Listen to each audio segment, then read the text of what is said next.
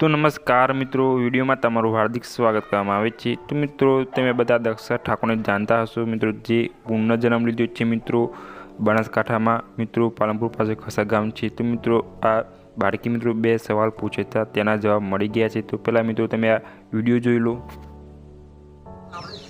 वो घर अंजार में ही था। हाँ? अंजार में कौन से एरिया में? अंजार में नहीं, तो रनगढ़ में था। करणगढ़। करंगढ़ नहीं, रनगढ़। रनगढ़। हाँ। ओके। તો મિત્રો, દક્ષા એમ જણાવે છે કે અંજારમાં મારું ગામ હતું મિત્રો, અને દક્ષા એમ પણ કહે છે કે હું આઈની દીકરી હતી મિત્રો। તો મિત્રો, તે શોધીએ મેપ દ્વારા મિત્રો અંજારમાંથી દક્ષાનું ગામ કેટલા કિલોમીટર છે। તો વિડીયો તમે લાસ્ટ સુધી જોજો તો અમે મેપ દ્વારા શોધીએ છીએ કે મિત્રો દક્ષાનું બોલી છે મિત્રો તેનું ગામ મળે છે કે નથી મળતું। તો તમે વિડીયો છેલ્લે સુધી જોજો। તો હાલમાં અમે શોધવાનું ચાલુ જ છે।